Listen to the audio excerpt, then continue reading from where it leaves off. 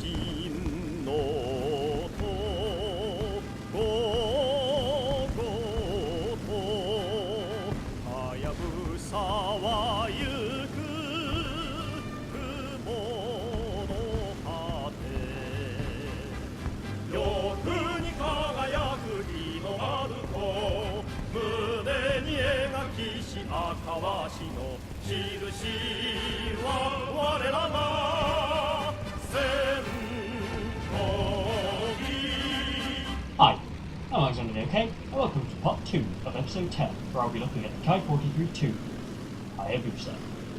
The Kai-43-2 entered production in late 1942 as an upgrade over the Kai-43-1 airframe. The changes included a different engine. This is the Nakajima HAT 115, which had 1,150 horsepower, strengthened wings, and a 3-blade propeller, as well as a change to the sights from a telescopic sight to a reflector sight. It could now carry bombs up to 500 kilograms. This is two 250 kilogram bombs mounted under the wings. But it can also carry two 100 kilograms, or I think it's 60 or 50 kilogram bombs it could also carry.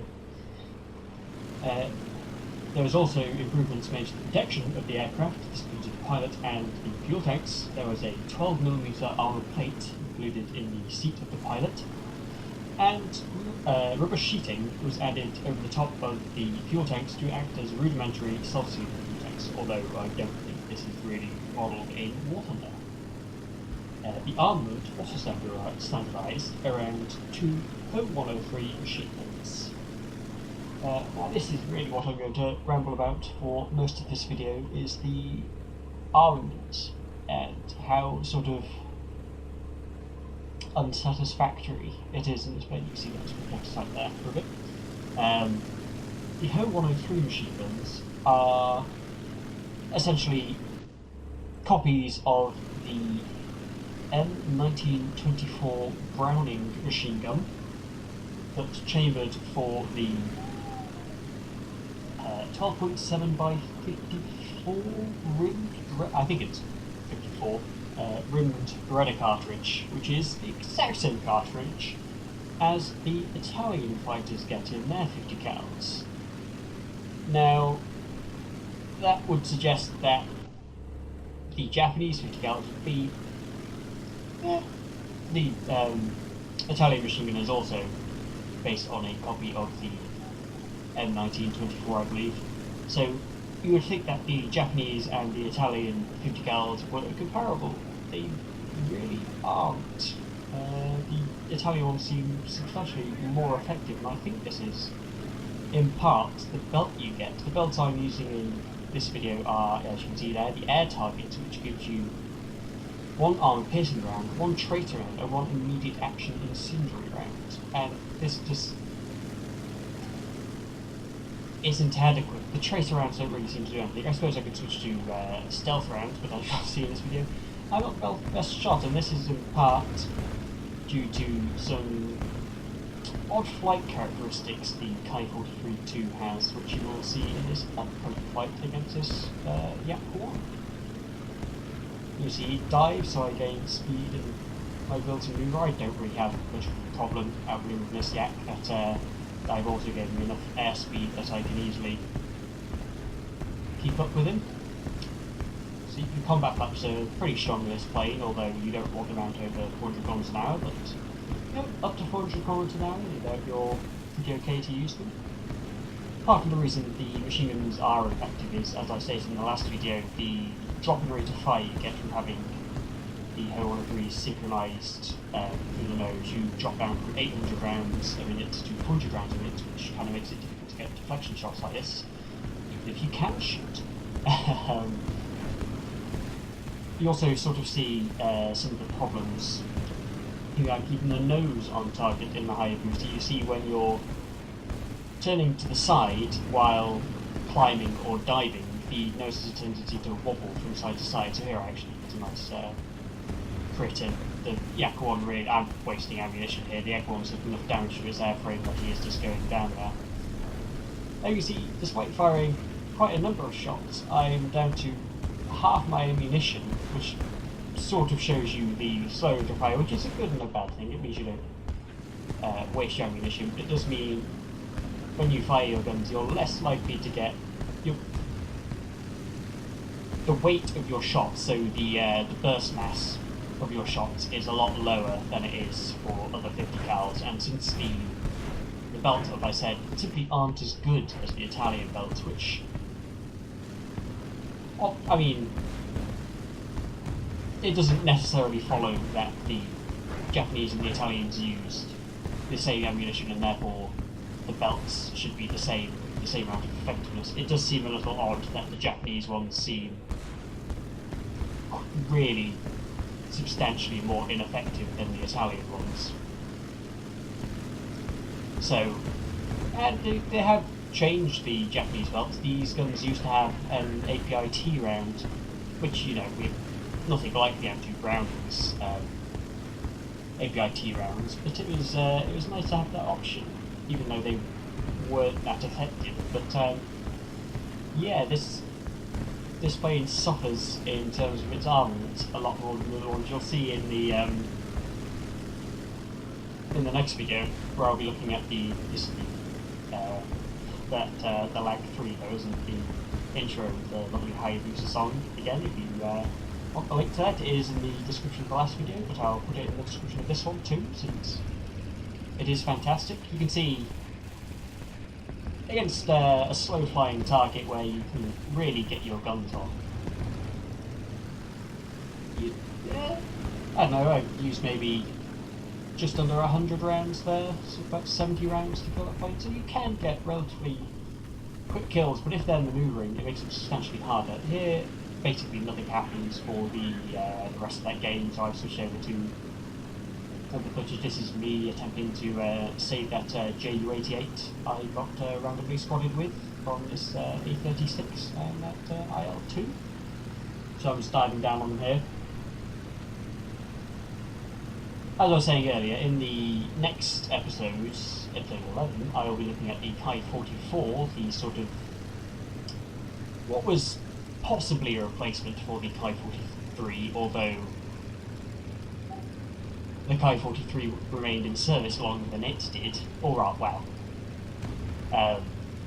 it remained in production longer than the Kai-44 did, which is the subject of my next video.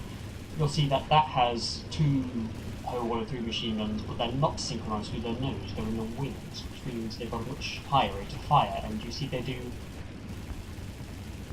a fair amount more damage, so I'm not sure whether... oh well, I got some shots in that A36, but then I decided that I'm flying right next to his IL-2 and it wouldn't be good to get in front of his gun, so there you see me shooting pretty badly. I'm getting some hits on its control surface on the wings, on the tail section there. However, the A36 has got behind me, gets a small hit on my wings, but he was going too fast to really turn, and the damage I did to his airframe earlier means he goes into the ground and destroys that poor person's house, although I suppose, you know, he wouldn't particularly want to leave Stalingrad anymore. As you can see, I've expended all my ammunition, which shows that 500 rounds really isn't very good. So here, I obviously returned to base since I had no ammunition, and I've flown out again, and what we've got left in the battle is a Spitfire. I think there's a Hurricane down there, and a couple of B-34s, I think they're B-34s. Either way, most of this battle will be me engaging with that Spitfire in more of an extended dogfight. I won't engage too heavily since, well, there's several enemies around and my friendly fighters have only just taken off from the airfield. So yes, the Kai-44 video will show you that the Ho-103s can be effective when they are wing-mounted weapons. So I don't think that it's necessary to change the belts for the Kai-43, and obviously you don't really want to be messing with the rate of fire. I like the fact that it's historical, but it does make the plane much more of a struggle to fly. It does a lot worse than the Kai-43-1 or the Kai-44, I think. You see I've maintained altitude over the Spitfire. is because I didn't want to engage before my allies get there, although now it pretty much seems like it's going to be a one-on-one fight. That hurricane has gone away, and I don't think the enemy bombers are going to engage me, but we'll see. So here I go for a dive on the Spitfire, although I pull off since he's quite a bit below me, and I don't want to gain too much speed because the Spitfire is a manoeuvrable plane. The Ki-43 is capable of outmaneuvering it with correct engine management and flak usage, but this is why I didn't want to dive straight down until I'd lost a wee bit of altitude, and even then I gained a fair amount of energy in the dive, and so I'm more energy fighting, as you really want to do in any fighter, provided you've got the altitude over it. But here you can see I get solid shots into his fuselage and get a crit, yet it really doesn't do anything to his flying capabilities, so I've just maintaining altitude over him, although he don't quite manage to turn around in time to get guns on him again, although I still have energy over him, so I'm not too worried that the Spitfire is going to get me. Easily managed to swap back in on the 6 again. This is a Mark 1A, so it doesn't do particularly well in a dive, so that is the nice thing about the Ki-43, it doesn't suffer from fuel starvation in a dive. I mean, partly the reason I don't particularly well on this plane is I can't shoot frankly, particularly not with these guns. I find the Type 89s and cannons are a lot easier to use. I just don't seem to like the Air-103s. You see the Spitfire weirdly inverted there. So I pull up and I see this. Oh, they are B-34s, and it does look like he's trying to engage me. So I duck down underneath him, pull around, get back to see where the Spitfire is. He is behind me, but he's received enough airframe damage, and you can see I think there's a liquid coolant leakage there. The B-34 is sort of on my 6, but I know that I'm going to turn on the Spitfire and the B-34 won't be able to keep up. Really thought the Spitfire was going to go into the junk there, but just managed to pull up last moment. Quickly check where the B-34 is, although that's pull back there. Or back, but a problem with the video, not the I didn't have lag during the game, so the B-34 coming into it, the Spitfire hits the dirt, and that B-34 also into the ground. So, well, obviously there would be no real way to give manoeuvre kills in this game, but I'm going to call that one. So with the A36, that's 2 proper kills and nice manoeuvre kill on the B-34. If you can really call that a manoeuvre kill. He just was trying a little bit too hard to get guns on target there, I think. So this is the end of the video. As I said earlier, the Ki-44 will be this week in the next video. I've been Anton, okay. Thank you for watching.